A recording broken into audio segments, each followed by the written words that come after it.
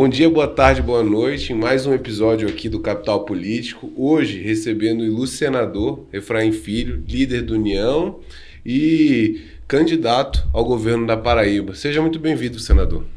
Eu que agradeço, Pedro, o convite para estar aqui no Capital Político, ao seu lado, ao lado do João Rúmel, pessoas que eu tenho a alegria de conviver no dia a dia e no cotidiano do Congresso Nacional, vem desde os tempos da Câmara dos Deputados, agora no Senado, num trabalho junto às frentes parlamentares, acompanhando as principais agendas legislativas do Brasil, e é uma alegria falar sobre esses temas aqui, os temas que interessam ao Brasil, claro, a minha querida Paraíba, mas a agenda do Congresso hoje é uma agenda que tem muita relevância.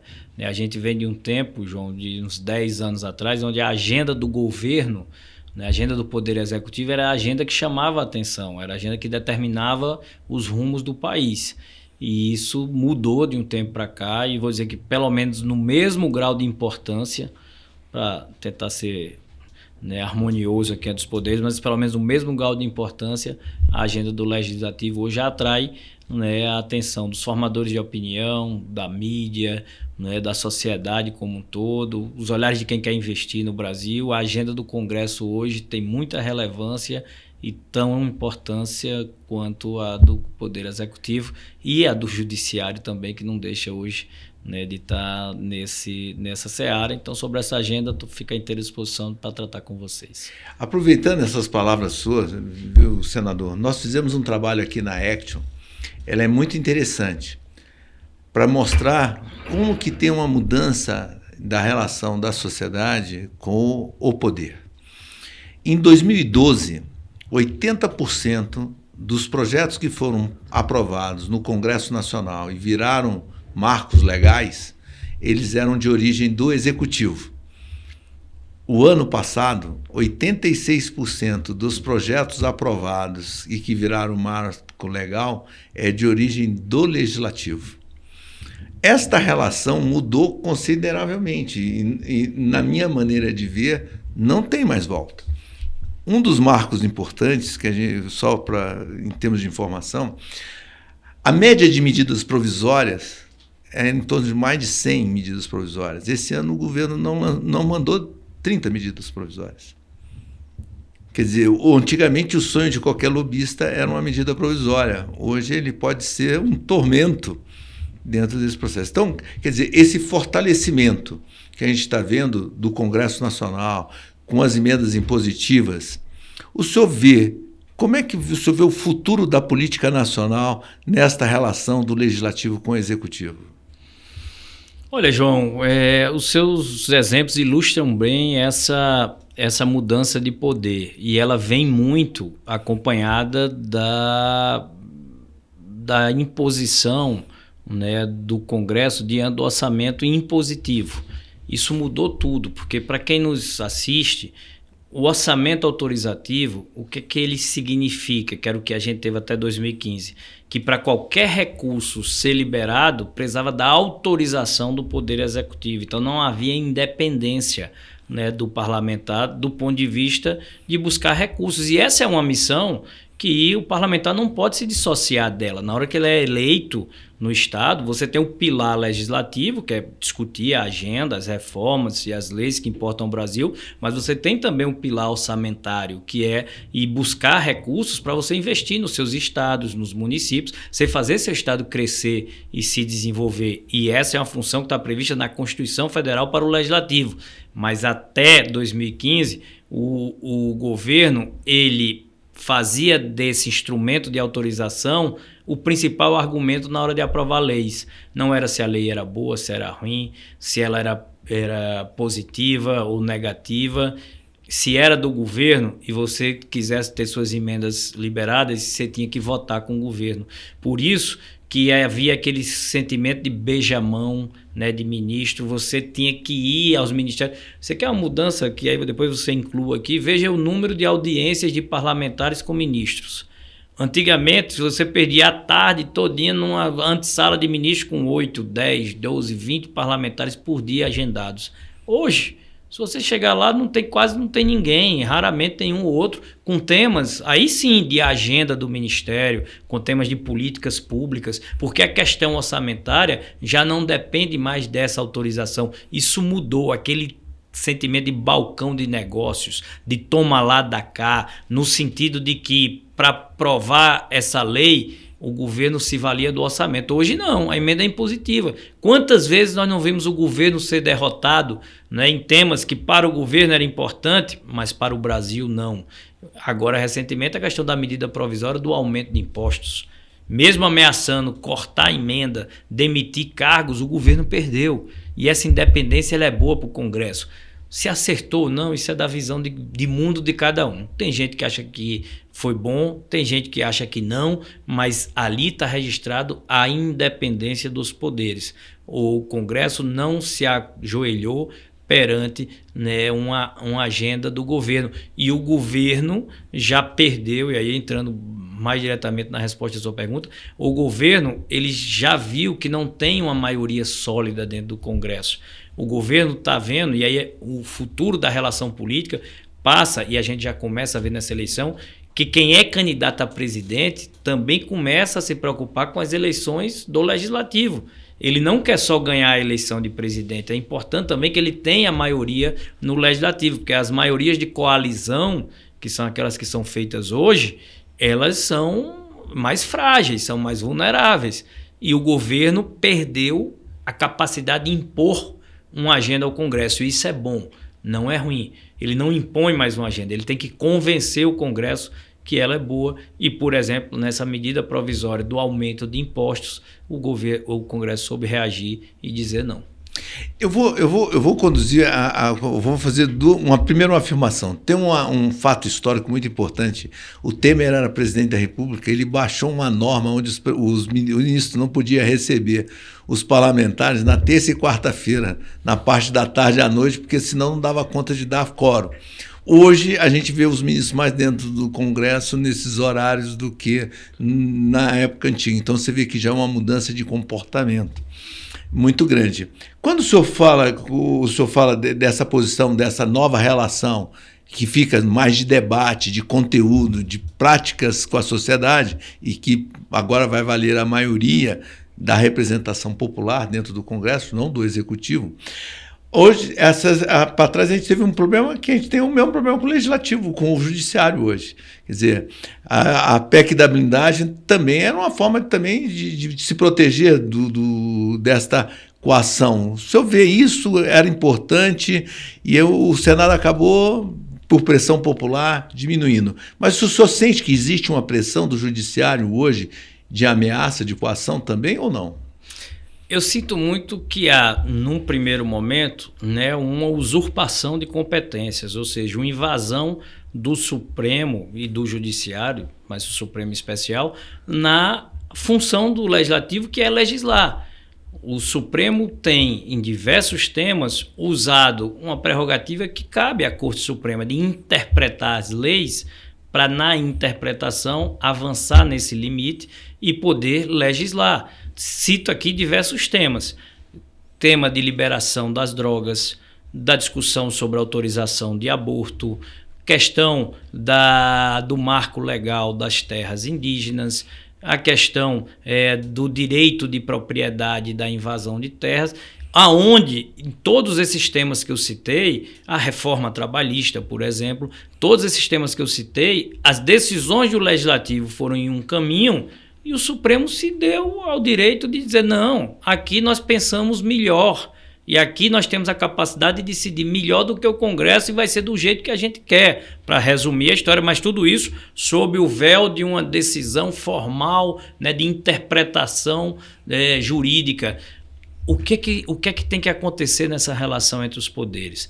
Tem que estar compreendido que o Congresso é onde estão os eleitos para decidir esse tema, bem ou mal, gostando ou não gostando. Quem está ali no Congresso Nacional recebeu a confiança da população através do voto para se posicionar nesses temas. No Supremo estão nomeados, são 11 pessoas nomeadas para essa relação. Então, é no Congresso onde a democracia é feita. A democracia não pertence aos tribunais. A democracia pertence ao Congresso. E qual é a beleza do Congresso nesse jogo, João? Você puxou um tema que me apaixona. É que veja só como o sistema tripartite de poder que está na nossa Constituição, mas não é uma jabuticaba tupiniquim, vem da Revolução Francesa, é essa tripartição de poder. Quem está no governo? Quem teve a maioria dos votos. Quem teve de 51% acima é quem vai nomear os ministros e é quem vai governar o Brasil. Mas o Congresso, ele tem 100% da população. Está lá quem ganhou e está lá quem perdeu.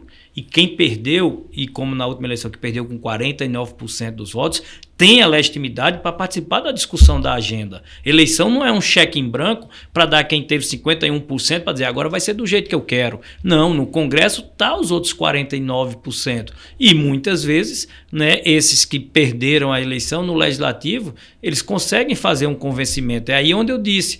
E aí a gente volta para o início do raciocínio, que agora com o orçamento impositivo, o governo não impõe uma agenda, ele tem que convencer. E quando a agenda é ruim para o Brasil, não importa se ela é boa para o governo, o Congresso tem expulsionado como contra o aumento de impostos. Eu acho que é uma reflexão importante que a gente começa a ver que as políticas públicas elas começam a ser construídas com a maior participação efetiva da sociedade, dentro do Congresso Nacional e não no âmbito exclusivo dos ministérios, né?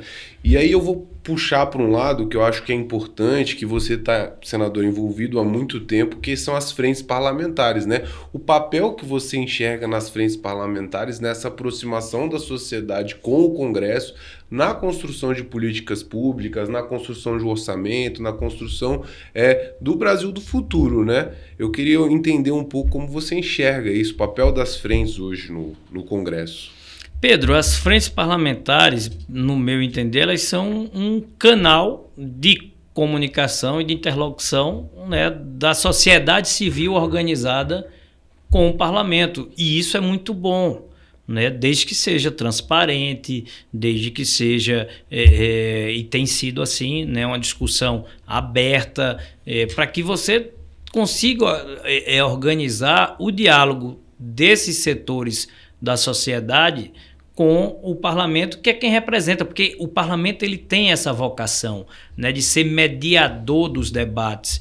Tanto não é à toa que eu gosto muito de pegar o simbolismo. Se você olha a Praça dos Três Poderes, na tripartição dos poderes, o legislativo é o meio, né? Ele é quem está entre o executivo de um lado, o judiciário do outro e o Congresso Nacional é o elo entre esses poderes. Então, é missão e vocação do parlamento ser mediador, colocar os atores à mesma mesa, né?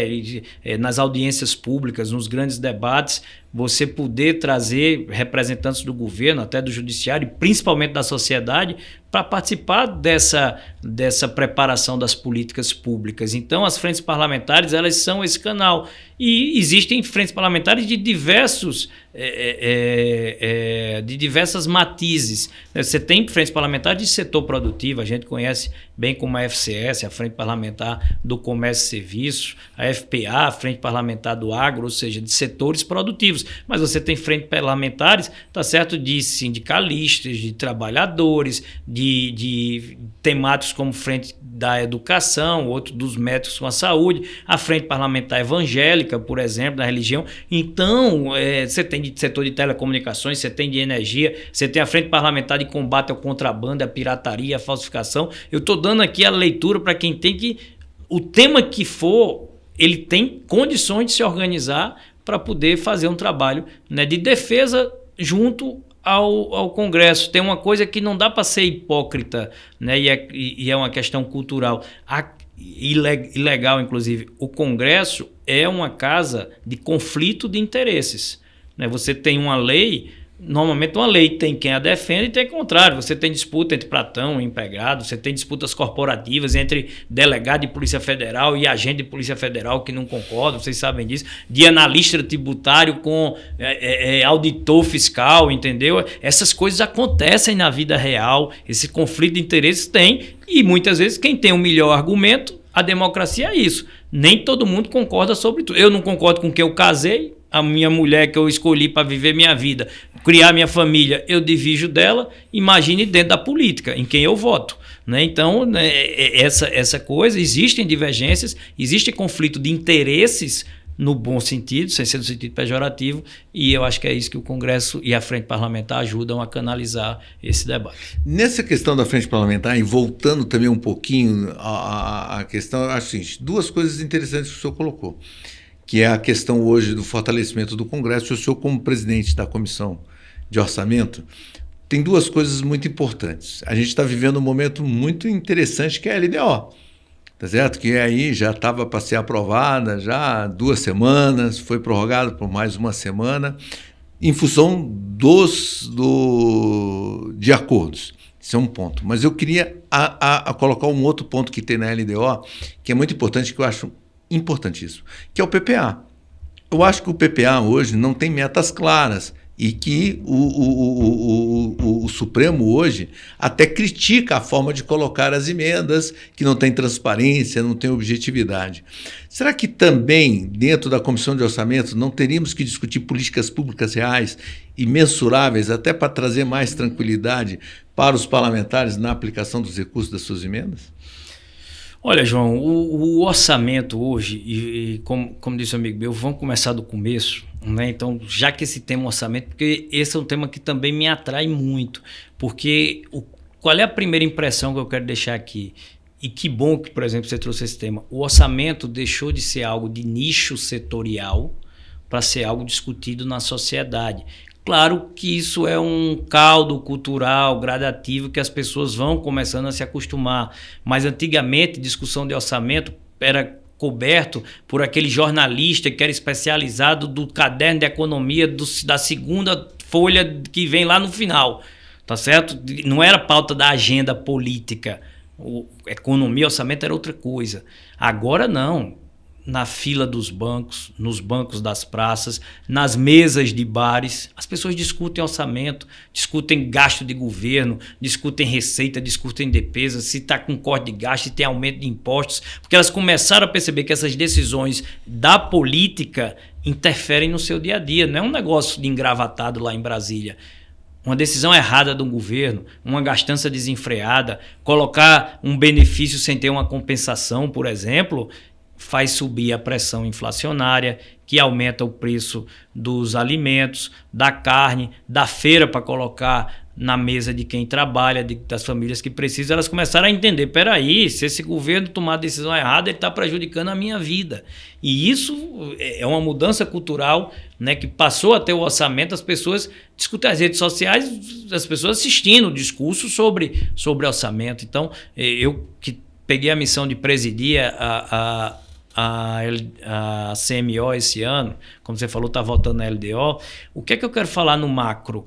É que o governo ele só está pensando em fazer equilíbrio fiscal, né, que é a palavra da moda, responsabilidade fiscal, equilíbrio fiscal. Todo mundo quer que o governo tenha equilíbrio fiscal, mas ele só está querendo fazer pelo lado da receita. Ou seja, aumentando a alíquota, aumentando imposto para arrecadar numa sanha arrecadatória enorme. O governo tem esquecido do lado da despesa, qualificar o gasto público, eliminar o desperdício, reduzir custos. Isso não tem acontecido. O que me parece, eu tive numa audiência com o ministro Fernando Haddad, repercutiu inclusive em mídia nacional, que eu disse o que está aparecendo, principalmente com a queda da medida provisória que trazia os recursos, é que o governo não quer abrir mão do seu gasto. Então o governo fixou quanto quer gastar para um ano eleitoral, disse, meu gasto com meus programas, com minhas políticas, o que eu quero lançar é esse. E o Congresso se vire para arrumar as receitas, para cobrir meu gasto. Eu não vou cortar meu gasto, eu não vou reduzir meu gasto. Eu vou gastar o que a lei me permite. O ministro disse isso. Eu digo, ministro, mas essa é uma decisão discricionária.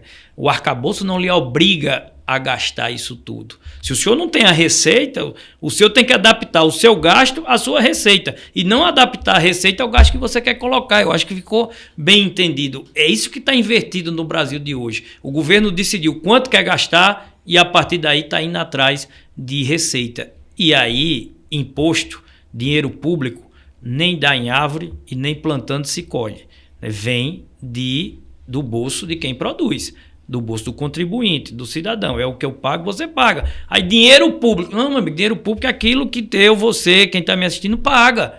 E eu tenho que cuidar disso como de todo mundo. Dinheiro público não é dinheiro de ninguém, é dinheiro de todo mundo. Então essa é a discussão do orçamento que tem. E só para pegar e concluir, você falou em PPA, o Plano Plurianual. Ele é feito no quadriênio. Então nós tivemos o último PPA em 2023, né, no início dessa gestão, encerra agora ano que vem, no 26, e aí no ano que vem nós vamos começar a discutir o PPA, né, para 2027, que aí é essa política de médio e longo prazo que muitas vezes falta no Brasil, que tem um olhar muito curto para o amanhã.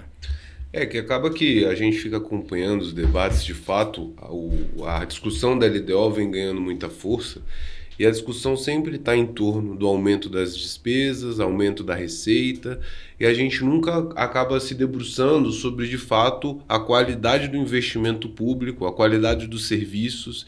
E eu acho que essa provocação do PPA é importante para a gente, com o Congresso, com esse empoderamento do Congresso, com essa participação da sociedade que a gente vem acompanhando, que vem aumentando, que o próximo PPA possa ter essas metas claras, que o Legislativo possa, além de ter clareza onde investir no seu estado para o seu desenvolvimento, possa cobrar do Executivo os resultados esperados das políticas públicas, da qualidade da saúde, da educação, da segurança pública. Então, a participação da sociedade, o interesse da sociedade, a participação da sociedade no orçamento e posteriormente, esperamos, no PPA, pode contribuir com isso, com um Congresso ainda mais forte, né?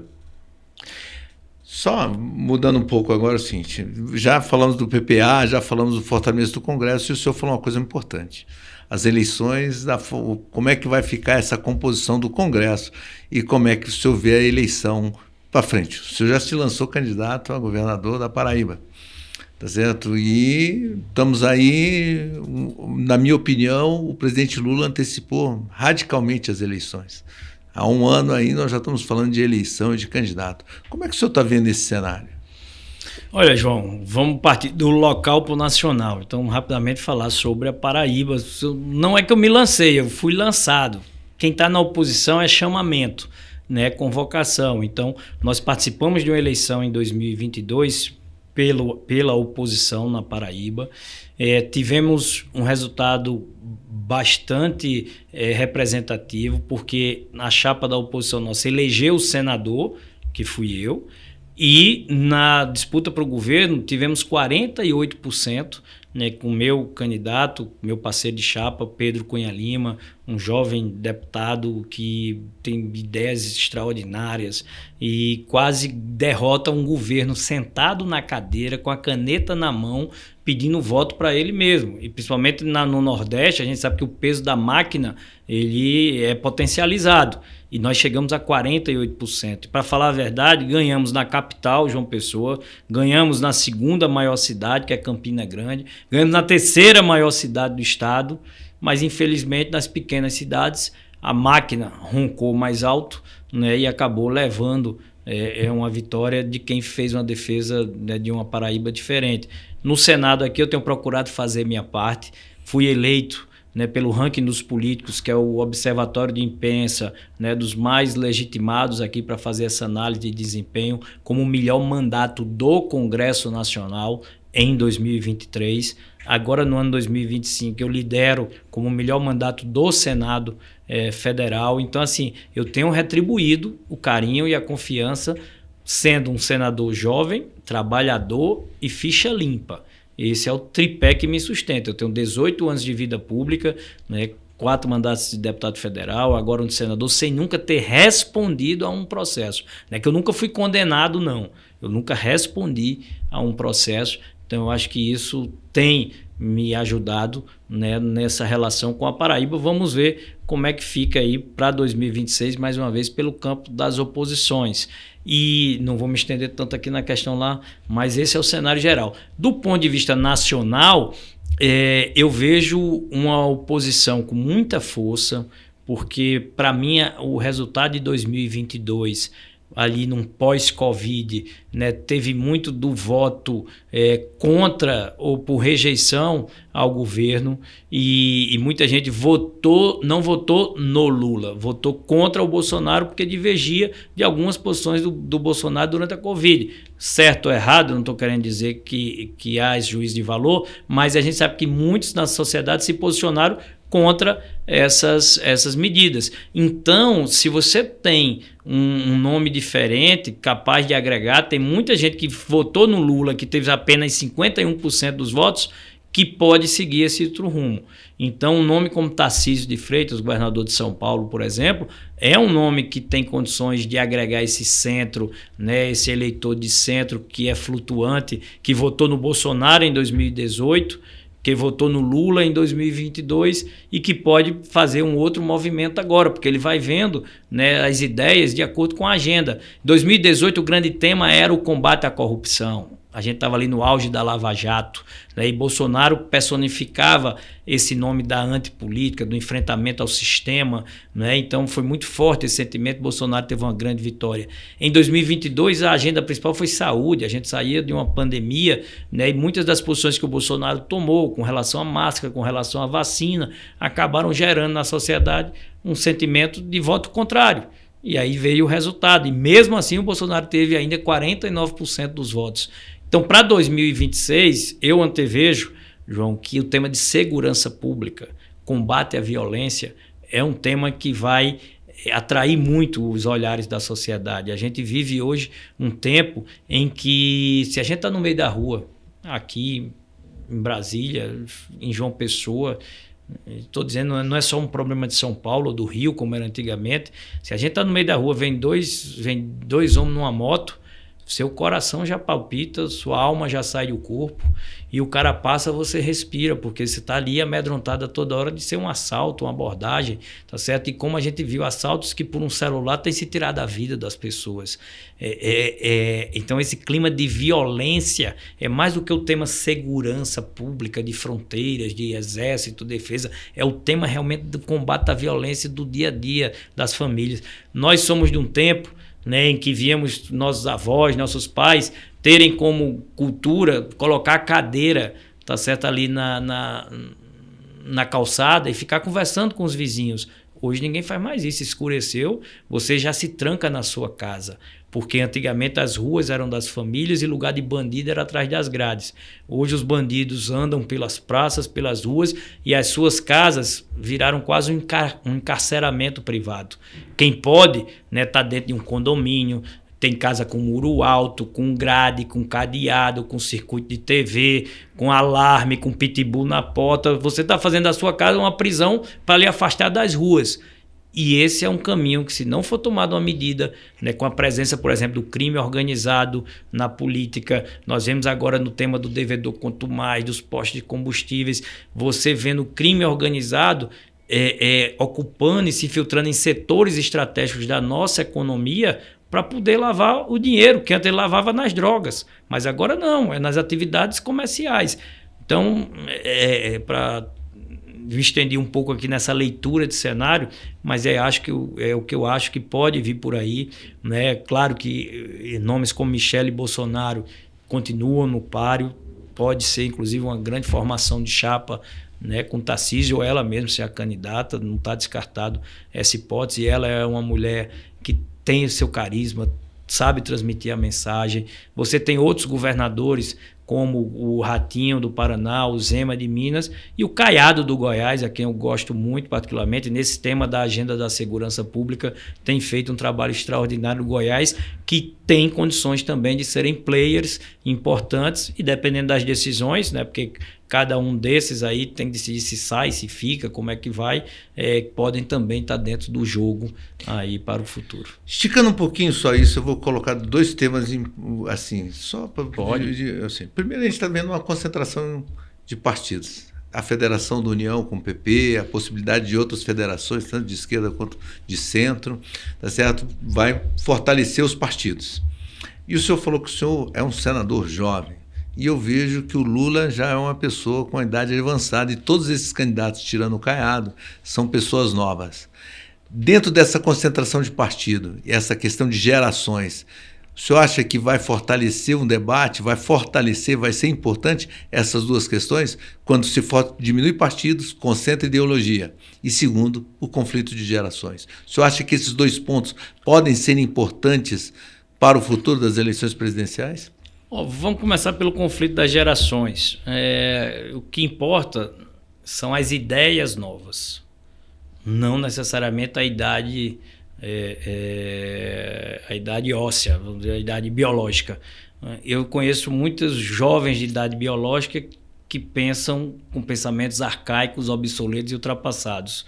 E tem muita gente mais antiga, com mais experiência, mas que tem ideias inovadoras. Então, eu acho que a população vai estar mais atenta às novas ideias do que a idade biológica de cada um dos seus representantes. Sobre a questão de concentração de partidos, você trouxe um tema que eu gosto muito de falar sobre ele, até porque a primeira impressão das pessoas é criticar sempre tudo. Eu digo, olha, mas lembra um pouco do passado, porque esse movimento da concentração de partidos, ela está em sintonia com aquilo que a sociedade, a imprensa sempre defendeu. Porque há 5 anos atrás, João, o que era criticado era o multipartidarismo, a fragmentação excessiva, a gente convivia com isso. 33 partidos, uma sopa de letrinhas para todo lado, onde o cidadão não consegue se identificar com as ideias. A partir do momento que a gente tem hoje, né, um cenário de 8 partidos fortes, em que tem, né, talvez ali 80% do Congresso nesses 8 partidos, você tem condições do cidadão começar a se identificar. Quem é partido da direita e que tem identidade com o que eu penso, quem é os da esquerda e que pensam como eu penso, quem é que está no centro, né, e que pensa como eu penso, a capacidade de dialogar, né, com os dois lados, e isso é da opção de cada um. Né? Como eu disse, ninguém vai pensar da mesma forma, porque senão bastava um partido só. Então tem divergências, as pessoas pensam diferentes, e aí tem um negócio que é o princípio da tolerância. Eu estudei, eu sou um liberal de formação, e acredito muito no respeito ao outro. O princípio da tolerância, ele vem de Voltaire, lá na França, que em uma frase resume tudo. Eu posso até não concordar com o que dizes, mas defenderei até o fim o direito de você dizê-lo. Ou seja, as pessoas têm que ter a liberdade de se expressar, de defender as suas ideias, para que o outro possa pensar. O que acontece no Brasil hoje é que essa polarização excessiva lançou um sentimento de que quem pensa diferente de mim eu odeio. E não é esse o caminho, e não era esse o Brasil que nós crescemos, não era esse o Brasil que nós vivemos. Nós éramos um Brasil que todo mundo vestia a mesma camisa para torcer na hora de um time de futebol, ou seja, para defender o Brasil, a gente sempre pensou junto, a gente sempre foi junto. E isso está se acabando. Tem gente que está deixando de usar a camisa brasileira porque está da cor de um partido. O outro não bota nada que seja da cor do outro porque acha que vai estar fazendo uma adesão. Então, eu acho que isso também é um pouco de amadurecimento. É uma travessia que é feita. Nós temos uma democracia que é jovem, né? Apesar da velocidade das transformações, a nossa cidadania democrática, né, vem de 88, então nós vamos fazer agora em 2028, 40 anos ainda, né, de uma Constituição, enquanto os Estados Unidos vêm com a democracia dele, com a sua independência, com tudo lá, desde 1700 e tanto. E olha que nos Estados Unidos, negro, mulheres só vieram votar agora nesse século, mas quer dizer, veio amadurecendo. Claro que o amadurecimento agora com internet, com rede social, com tudo, ele é mais rápido, e por ser mais rápido tem coisas que demoram a ser digeridas e absorvidas. Então, eu acho que esse tema de polarização, ele enfrentou um auge, né, em 2022. Eu acho que ele já vem menor um pouco, enquanto outras pessoas pensam diferentes. Eu acho que ele está numa decaída e ele vai estagnar mais para frente, né? As pessoas que estavam muito vidradas, tudo que um lado pensava, tudo que o outro pensava, ela já começa a refletir. Peraí, não é bem assim, nem tudo que esse meu candidato está dizendo eu concordo com ele, deixa eu ver aqui o que é que pode ser feito. Então eu acho que a nossa democracia é jovem, está amadurecendo, tem seus erros, tem seus defeitos, mas é uma travessia que precisa ser feita, né? Nem a maior democracia do mundo, que é os Estados Unidos, O cara não concorda, ganhou Trump lá nos Estados Unidos. E tem muita gente que discorda de Trump. É porque o americano é iletrado, é falta de educação. Tem essa coisa de dizer no Brasil, não, que é falta de educação. O Brasil, meu irmão, nos Estados Unidos está acontecendo o que aconteceu. Aqui eu divido de muita gente que tem pós-graduação, que é professor universitário. Não é porque o cara teve uma má, é visão de mundo. E aí você tem que saber respeitar a visão de mundo das pessoas. As pessoas têm visão de mundo diferente. A democracia faz o seguinte: quem tem a maioria que pensa da mesma forma e vê o mundo como eu, é que eu vou estar ao lado dele. Se nós somos maioria, nós vamos governar. Se a maioria vê o mundo diferente de mim, eu vou ser a oposição. Porque ser a oposição também é nobre. Ser a oposição também é nobre. Nessa linha, eu acho que inclusive traz a questão do Congresso, que o Congresso está aí para representar a sociedade como um todo. Aí é a beleza do que eu disse. Quem governa é quem teve a maioria. 100% da sociedade está no Congresso, por isso que os olhares para o Congresso, porque lá está quem ganhou e está quem perdeu a eleição. E quem perdeu a eleição também é importante na democracia.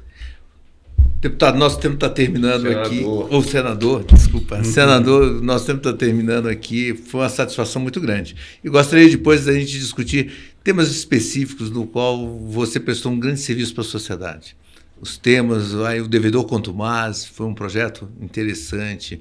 A desoneração da folha, tá certo? A questão aí hoje que a gente vê do novo relacionamento para vender produtos da farmácia em supermercados, são benefícios que traz para a sociedade. A gente gostaria depois, numa outra oportunidade, de sentar com o senhor para discutir esses benefícios que o senhor vem lutando em benefício da sociedade. Muito obrigado pela participação do senhor aí e esperamos você novamente. Eu que agradeço, Pedro, agradeço, João. Sem dúvida foi um bate-papo aqui mais conceitual, vamos dizer assim.